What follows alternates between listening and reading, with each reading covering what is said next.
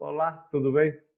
Meu nome é Joseval Martins Viana, eu sou advogado, eu sou professor de cursos de pós-graduação de Direito Médico e da Saúde em São Paulo e eu sou doutor em Ciências da Saúde pela Faculdade de Medicina do ABC.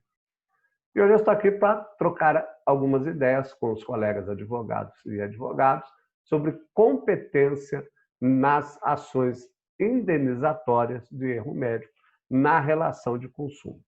Se o prezado colega quiser me acompanhar nas redes sociais, poderá fazê-lo por meio do Instagram, no @prof.joseval.viana.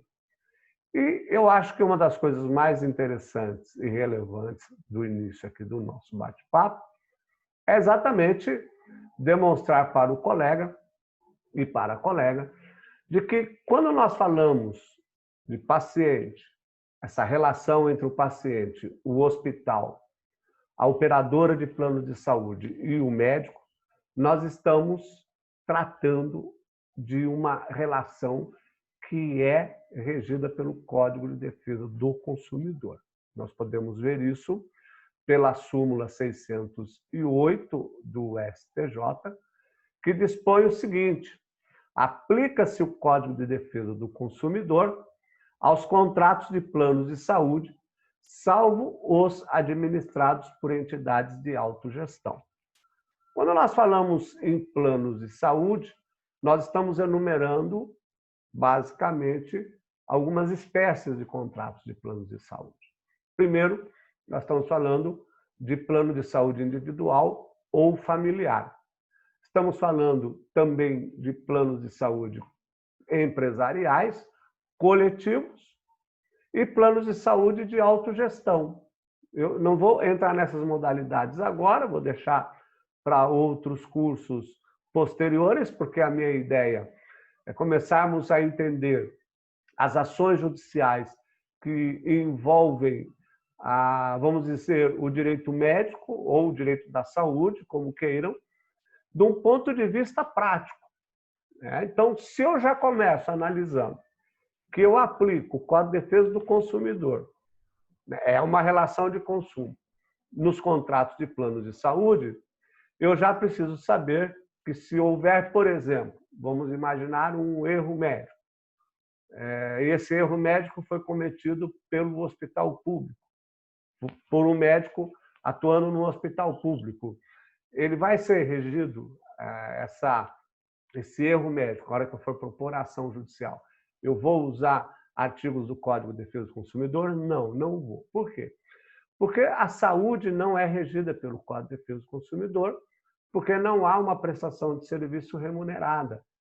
Quando a gente fala de... porque nós não recebemos nenhum boleto para pagar a saúde.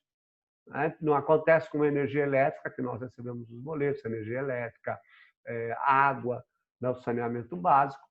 E por esse motivo, nós não aplicamos o Código de Defesa do Consumidor em erro médico, por exemplo, praticado por médico que seja funcionário de hospital público. Então, eu quero só focar, nesse momento, o nosso olhar para a relação de consumo, conforme nós vimos aqui na súmula 608 do STJ.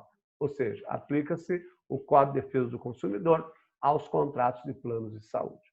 Bom, se nós aplicamos ao Código de Defesa do Consumidor os contratos de planos de saúde, nós vamos partir de uma premissa que eu vou distribuir as ações judiciais que envolvam, por exemplo, negativa de tratamento. A operadora do plano de saúde solicitou, o médico assistente, o médico do paciente solicita um determinado medicamento. E aí a operadora nega. Ou houve um erro médico, ou, por exemplo, negativa de uma cirurgia bariátrica. Tudo aquilo que envolve essa relação, o paciente e os prestadores de serviço, então eu posso dizer consumidor e fornecedores, essa relação é regida pelo Código de Defesa do Consumidor. Então eu já vou me lembrar do artigo 101, inciso 1º do Código de Defesa do Consumidor, que dispõe que eu posso propor a ação judicial no domicílio do autor. E é isso que eu quero trazer para os colegas essa discussão, que não é assim. Estou trazendo um posicionamento do Superior Tribunal de Justiça sobre essa temática. Para dizer assim, espera um pouquinho, mas eu não tenho que distribuir a ação no domicílio do autor? Eu vou dizer sim. Aí, se a pergunta for, não é opcional? Porque se eu ler, né, o artigo 101, vai tratar de competência, eu posso distribuir tanto em um quanto o outro. Então, vamos ver, para a gente poder entender essa questão, nós vamos primeiro aqui para o conceito de competência. A competência começa lá no artigo 42 do Código de Processo Civil. Temos lá também no artigo 56, mas, em primeiro lugar, eu quero entender o que é competência. Então, eu trouxe aqui o conceito de competência. O que é a competência? A competência é a medida da jurisdição, distribuída entre os vários juízes de direito que compõem organicamente o poder judiciário do Estado. Primeira coisa que eu preciso relembrar é essa questão da jurisdição. Por quê? Porque nós temos o seguinte aqui. Nós temos a palavra iuris, né? Iuris. E temos a palavra diction, né? Diction, iuris, diction, tá certo? O que é esse iuris diction? É dizer o direito ao caso concreto. Jurisdição todo juiz tem. Jurisdição todo juiz tem. O que ele não tem é a competência. Como assim a competência? Porque quando a gente fala em relação à jurisdição, então, conforme eu falei, todos os juízes têm, né, a competência, ele pega o caso concreto e aplica o direito. Então, é dizer o direito ao caso concreto, jurisdição é isso, jurisdiction, que tem exatamente essa ideia de que o juiz, ao estar diante de um caso concreto, ele aplica a lei. Então, eu tenho aqui o conceito de jurisdição. Mas, espera aí, professor. Você falou que ele não tem competência. Por quê? Porque a competência é a divisão dos órgãos. Eu tenho o juiz que ele tem uma competência para conhecer e julgar demandas estaduais. Eu tenho outros juízes que julgam demandas federais. Então, se o erro médico aconteceu num hospital federal, eu não vou poder distribuir a ação judicial na Justiça Comum Estadual. Eu tenho que distribuir na Justiça Comum Federal, né? Se foi num hospital público, aí já muda a competência. Então, veja, aonde eu vou distribuir? Na vara da Fazenda Pública. Veja, então, que a competência do juiz muda de acordo com a natureza da ação judicial. Então deu para ficar, né, para a gente entender essa situação. O artigo 42 do Código de Processo Civil dispõe o seguinte, as ações cíveis, então nós estamos dentro da competência da ação civil, estamos excluindo a competência penal, estamos excluindo a competência trabalhista, estamos excluindo qualquer outra competência que não seja civil.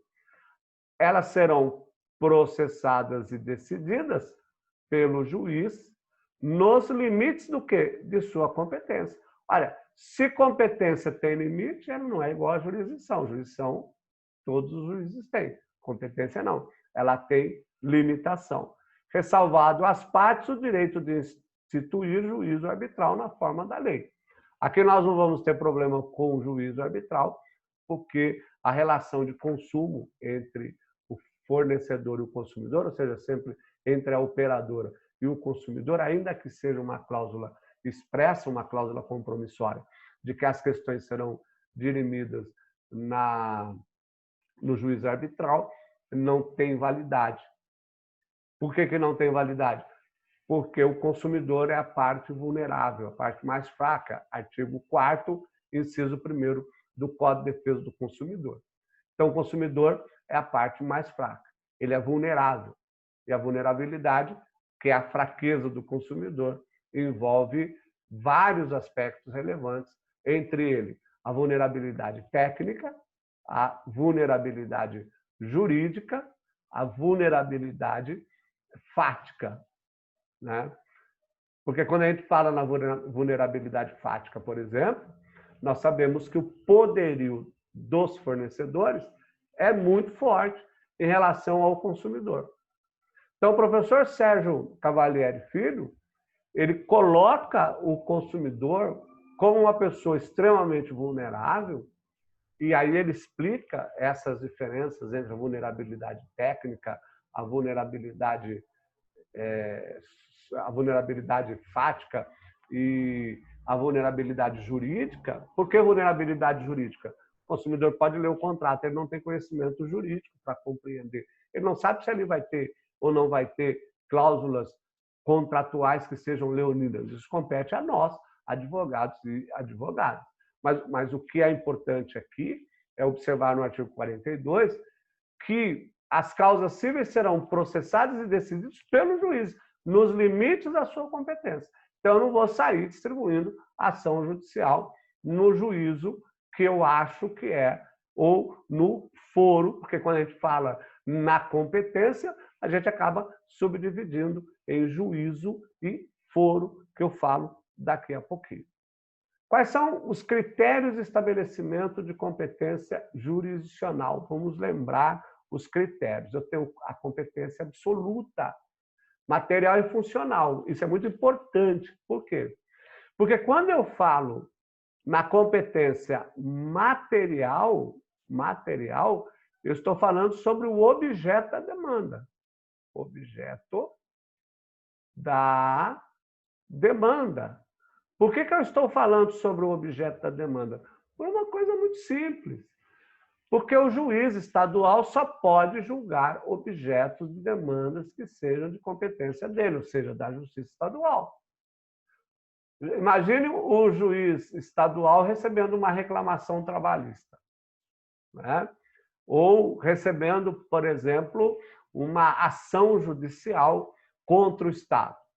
É possível? É possível só naquelas regiões em que não existe a divisão de competência e que nós falamos que a competência é a competência cumulativa. O que é uma competência cumulativa? Onde o juiz está, não tem vara do trabalho, não tem vara da Fazenda Pública, não tem vara federal, então ele acumula competência. Mas isso é exceção à regra. O que nós precisamos entender é que o juiz tem que obedecer à competência absoluta, ou seja, o objeto da demanda, e o funcional, é a função do juiz. É a função do juiz. Tá certo? Muito bem. Esta competência, eu quero chamar a atenção dos colegas, que é absoluta. Quando eu falo em competência absoluta, isso significa que o juiz de direito pode declinar de ofício. Tanto é que se o colega ler o artigo 375, 376, que vai falar, né, 370, mais ou menos ali da contestação, o que nós aliás, acho que é 356, 357, vai falar sobre a contestação, preliminares da contestação. O que tem lá? Alegar na preliminar da contestação exatamente a incompetência absoluta relativa daquele juiz. E na incompetência absoluta, o juiz pode declinar. Certo? Ele pode declinar. Quando eu falo na competência relativa, eu estou falando em território e valor da causa. Território é o lugar onde eu vou propor a ação judicial. O valor da causa, a gente pode dar como exemplo aqui o juizado especial civil, que é até 40 salários mínimos. Muito bem. E essa diferença, então, por que a gente está falando? Porque se os colegas lerem a súmula, né, os colegas advogados e as colegas advogadas, se nós lermos a súmula 33 do STJ, o juiz de direito não pode declinar da competência territorial e valor da causa. O colega vai dizer o seguinte, mas isso acontece na prática. Sim, eu sou advogado há 35 anos. Né? Advogado, eu brinco com meus alunos, eu não só dou aula, não. Eu advogo e eu brinco com eles o seguinte: uma coisa é a teoria, outra coisa é a prática. Nós estamos cansados de ver que juiz declina da competência relativa. E ele não pode. Da competência absoluta, que envolve matéria e função, ele pode declinar, de ofício. Da relativa, ele não pode declinar. Ele tem que aguardar a contestação e o réu, na preliminar da contestação, deverá arguir a incompetência relativa ou incompetência absoluta. Qual que é a diferença se o réu não fizer isso na contestação?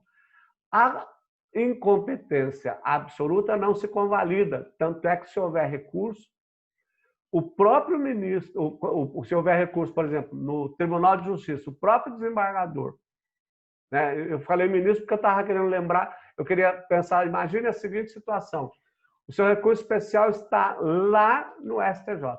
Ninguém falou sobre a incompetência absoluta daquele juiz em razão da matéria e da função. Ninguém falou. Aí o ministro está lendo e fala: opa, esse juiz aqui não é competente. Anula-se todos os atos, volta. O ministro pode fazer isso, porque eu já estou pensando já num desastre maior, porque está tudo lá no STJ, já está em recurso especial, o ministro relator pega lá e diz assim: opa, recurso especial, olhei aqui, competência absoluta, esse juiz não pode julgar, anula-se todos os atos, volta. Pode fazer isso? Pode. E a competência relativa, se ela não foi arguída na contestação, ela se convalida. Aquele juiz que era incompetente em razão do território ou do valor da causa, em vez de distribuir no território, no foro do domicílio do réu, distribuiu no foro do domicílio do autor, ou vice-versa, ninguém falou nada, o juiz convalidou. Certo? Ele passa a ser competente. Tá, mas o juiz pode declinar? Não, não pode. A súmula 33 diz que ele não pode. E se ele declinar, eu tenho uma opção que eu preciso observar, que vai ser de acordo com o meu tribunal. Por exemplo, no Tribunal de Justiça do Estado de São Paulo, ele entende que, como essa circunstância pode anular a sentença, cabe agravo do instrumento. Cabe agravo do instrumento. Aliás, deixa eu só fazer um parênteses. Houve um julgamento no STJ, no STJ, no Superior Tribunal de Justiça, e a ministra Nancy Andrighi discutiu sobre a taxatividade do agravo do instrumento lá no artigo 1015 do Código de Processo Civil. E ela disse que, em tese, o 1015 não é taxativo, mas se houver matéria de urgência, pode ser discutido pelo agravo de instrumento. Então, toda vez que eu vou dar aula de direito médico, a pessoa fala: mas isso tem a ver com direito médico? É que eu falo a parte prática, então tem que discutir questão de competência com eles. Porque, erro médico. Então, você vai distribuir a ação. Aí vem um erro de competência, vem a questão da competência. Né? Porque na minha aula eu vou discutindo passo a passo, desde a distribuição da petição inicial, a tese jurídica, e para cada matéria o procedimento, para ficar até mais claro para os colegas advogados e advogadas. Muito bem. Então veja, eu digo para os meus alunos, principalmente na matéria de direito médico, que tudo é urgente, tem que, às vezes, requerer tutela provisória de urgência, o juiz nega, aí você tem que agravar, interpor agravo no instrumento, e se não estiver no 1015? A tendência é a seguinte: toda decisão interlocutória que não estiver no artigo 1015, toda decisão interlocutória que não estiver no artigo 1015, e que for causar prejuízo, que é uma decisão que você pode anular a sentença, você vai interpor agravo de instrumento, ainda que ele não esteja no 1015. Tá? Por exemplo, você requereu um depoimento de uma testemunha.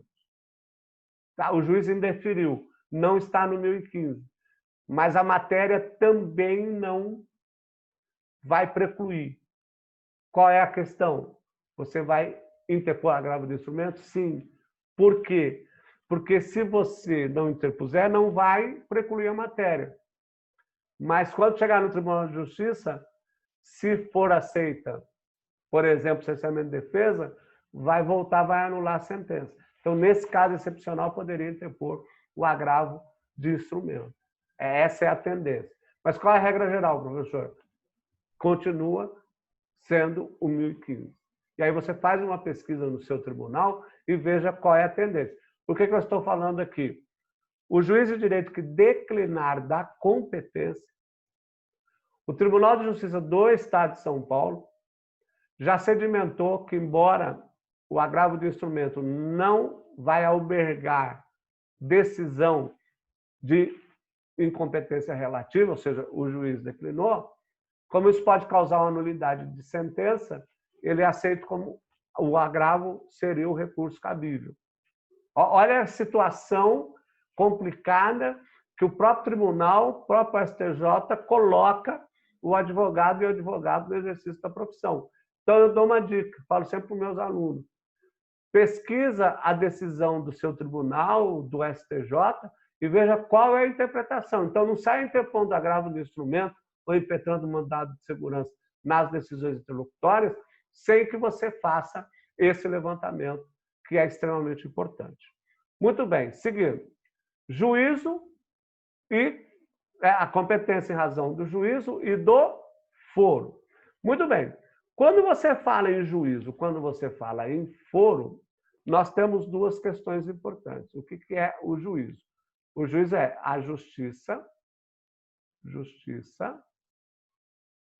comum, tá? Que pode ser estadual ou pode ser federal. Temos aqui um foro. Qual que é o foro? Domicílio, tá? Vai ser o domicílio do autor ou vai ser o domicílio do réu? Certo?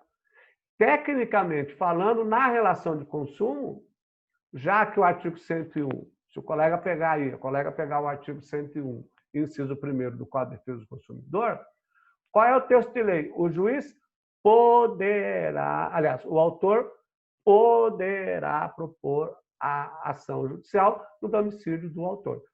Já que o verbo poder significa opção, eu poderia tanto optar pelo artigo 46, ou seja, no domicílio do réu, quanto optar pelo domicílio do autor. Não teria problema nenhum, mas aí é que está o problema. Olha, aliás, até trouxe aqui o artigo 101, deixa eu colocar aqui, artigo 101, inciso 1º do Código de Defesa do Consumidor, ele dispõe o seguinte: na responsabilidade civil, então estamos falando em dano moral por erro médico, por exemplo, ou na negativa de tratamento, toda negativa de tratamento pelo operador enseja dano moral em ré ipsa, inclusive valor de R$10.000 já sedimentado pelo STJ, tá certo? Então ele diz assim, ó, na ação de responsabilidade civil do fornecedor de produtos e serviços sem prejuízo do disposto nos capítulos 1º e 2º deste título, serão observadas as seguintes normas. Primeiro, a ação pode, se a pode seria faculdade. Tanto é assim, que a professora, a saudosa professora, Ada Peregrini, ela diz o seguinte aqui, ó, o foro do domicílio do autor é uma regra que beneficia o consumidor, contudo, ele pode optar pelo domicílio do réu. A jurisprudência tem sido firme na possibilidade de opção do consumidor pelo foro de seu domicílio. Ou pelo foro do domicílio do réu, também, sem problema nenhum. Não é? Porque se é poder, poderia distribuir tanto no domicílio do autor quanto no domicílio do réu. Muito bem. Aí é que vem o problema. Qual é o problema? O problema é que o STJ não entendeu dessa forma. O que o STJ fala? Olha aqui, vamos de novo. Se eu estou falando de foro, essa competência aqui, em tese, o que ela é? Ela é relativa. Ela é relativa. Se ela é relativa, eu posso escolher tanto o domicílio do autor quanto o domicílio do réu. O juiz de direito não pode, inclusive, declinar por força da súmula 33 do STJ que nós vimos. Pois bem, Só que não é assim. Eu falo que a nossa vida de advogado e advogada é muito complicado, porque a gente tem essas surpresas no dia a dia. Olha a decisão que eu trouxe aqui para os colegas. Conflito de competência, direito do consumidor, relação de consumo, ação revisional de contrato de financiamento automotivo. Competência o quê, gente? Absoluta. Domicílio do consumidor. Em se tratando de relação de consumo, a competência é absoluta, razão pela qual pode ser conhecida até mesmo de ofício e deve ser fixada no domicílio do consumidor. Imagine que eu também dou aula de processo civil, né? Imagine a minha dificuldade, porque eu discordo, tá? Eu entendo que pode ser distribuída tanto no domicílio do autor quanto no domicílio do réu, na relação, só falando de relação de consumo, erro médico ou qualquer outra relação de consumo. E aí vem o STJ e separa tudo. Foro aqui para nós, na relação de consumo, não é competência relativa, mas é competência absoluta. Sabe por quê? Porque ela entende que o juiz de direito agora, para julgar uma relação de consumo, a competência é absoluta, porque existem em alguns lugares a vara de consumidor, a vara do consumidor. Só que, por exemplo, em São Paulo não tem isso. Eles estão partindo do pressuposto de que o Brasil, que já tem varas competentes, então, se fosse vara competente em relação de consumo, aí você tem que obedecer o artigo 101, inciso 1º, em relação à competência objeto da matéria. Só que não existe. Né? E aí ele, então, peraí, professor, se eu optar pelo domicílio do réu, ou seja, pelo domicílio da operadora do plano de saúde, pelo domicílio do hospital, pelo domicílio do médico, o juiz pode declinar a competência, dizendo que, por se tratar de competência absoluta, tem que ser no domicílio do autor? Sim, sim. Ó, esse julgamento é de 2013, mas quer ver uma coisa? Eu estou trazendo esse julgamento de 2015, eu trouxe 2 julgamentos aqui, ó. Processo civil, agravo regimental e agravo em recurso especial, relação de consumo, configuração. Domicílio do consumidor, competência absoluta, precedentes. Olha, precedentes do STJ já. Claro no acórdão recorrido que se trata de relação de consumo. Dessa forma, conforme jurisprudência recente desta Corte, a competência é absoluta e deve ser fixada no domicílio do domicílio do consumidor. Qual que é a ideia agora? Que toda ação relacionada com relação de consumo, relacionada com relação de consumo ficou boa, né?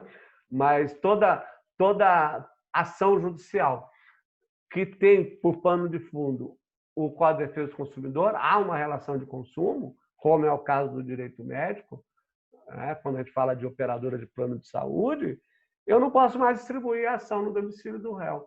Ou seja, eu não vou mais poder aplicar o artigo 46 do Código de Processo Civil. E aí trouxe uma última jurisprudência, pode ver que é do dia 23/4/2020, grifei aqui, ó.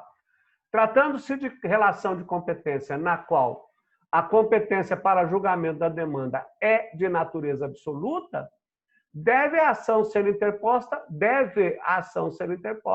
no domicílio do consumidor. Os colegas viram? A situação, né? Quem não souber disso, então, por exemplo, se eu estou defendendo o hospital, sou advogado do hospital, sou advogado do médico. O consumidor distribui a ação judicial no domicílio do réu. Ele escolhe lá, a gente sabe que pelo artigo 46 do CPC, se houver mais de um réu, eu posso escolher, né, o domicílio daquele réu. Muito bem. Aí eu vou na contestação, eu vou arguir como preliminar de contestação, dizendo não. Ou pior ainda, o próprio juiz de direito pode declinar a competência e a competência aqui é absoluta. E o advogado e a advogada não vão entender nada. Ela vai dizer, não, mas é em razão do foro. né? Eu posso escolher, e o STJ disse que não pode. Então, eu sempre digo assim para os colegas, né, fechando aqui o nosso assunto. O foro competente para julgar demandas referentes a erro médico é que eu posso incluir também consumo. Relação de consumo é do domicílio do autor, por se tratar de competência absoluta, de acordo com os precedentes do Tribunal de Justiça. Percebeu, né? Como que a situação agora passa a ser um pouco mais complicada? Então, o que o colega vai fazer? Vamos imaginar que esteja diante de uma ação judicial, relação de consumo, erro médico, por exemplo. O médico, no exercício da sua profissão, comete um determinado equívoco, ele erra, em razão de negligência, imprudência ou imperícia. Então, como nós estamos diante de uma relação de consumo, eu vou optar, então já sei que eu vou optar em propor a ação judicial no domicílio do autor, né, obrigatoriamente agora com os nossos precedentes aqui jurisprudenciais do STJ, e eu vou colocar no polo passivo da demanda os réus, operador, hospital e médico. Tá? Então veja que e detalhe, hein? Eu não posso distribuir esta ação no juizado especial civil, na Lei 9.099/95. Por quê? Porque toda ação que envolva erro médico, tá? Eu vou ter perícia. Se eu vou ter perícia, então isso significa que eu não posso distribuir essa ação judicial no juizado especial civil. Aliás, erro médico é matéria complexa que se resolve só por perícia. Não dá para dizer que se o médico errou ou deixou de errar, se não for por perícia. Tá certo? E aí, colocar o médico no polo passivo da ação, tá? Sempre lembrando uma orientação importante, que a operadora e o hospital, eu aplico o artigo 14 do Código de Defesa do Consumidor, porque a responsabilidade é objetiva. Artigo 14, CDC, responsabilidade objetiva. Eu tenho aqui o artigo 14, parágrafo 4º, que eu aplico para o médico, certo? Para eu alcançar a responsabilidade da operadora e do hospital, a responsabilidade objetiva, eu tenho que, primeiro, provar a responsabilidade subjetiva do médico. Tá? Ele atuou com negligência, imprudência ou imperícia. Vou caracterizar, vai precisar fazer a perícia, e a partir daí, então, né, a gente sempre vai requerer a inversão do ônus à prova, falar para o juiz que o réu é que tem maiores condições de fazer prova, não vai pedir perícia. Olha, gente, vocês não têm ideia dessa relação de consumo, principalmente direito médico, precisa dominar bastante direito processual civil, porque o ônus da prova é do advogado. O ônus da prova é do advogado. Se o advogado requerer a inversão do ônus da prova e perícia, e ele não for beneficiário da gratuidade da justiça, o juiz vai mandar o seu cliente recolher as custas. Se o seu cliente for beneficiário da gratuidade da justiça, é até bom você anotar aí. Se o seu cliente for beneficiário da gratuidade da justiça, você pode requerer a inversão do ônus da prova e perícia. Tá? E faz uma observação. Cliente não beneficiário da gratuidade da justiça. Requerer apenas a inversão do ônus da prova, e dizer para o juiz que o seu cliente, como consumidor, é pessoa vulnerável na relação de consumo, ele é a pessoa vulnerável, e ele é hipossuficiente, de acordo com o artigo 6º, né, inciso 8º, também do Código de Defesa do Consumidor.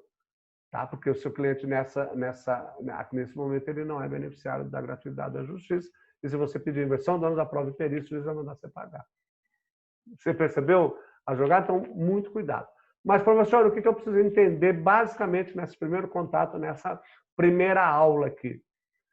Quando você for distribuir uma ação judicial e houver relação de consumo, erro médico, por exemplo, ou qualquer tipo de outra relação de consumo, você vai distribuir a ação judicial no domicílio do autor. Tá bom? Muito obrigado. Termino a minha aula por aqui. Grande abraço, muito sucesso a todos os colegas e a todas as colegas. E até uma próxima aula.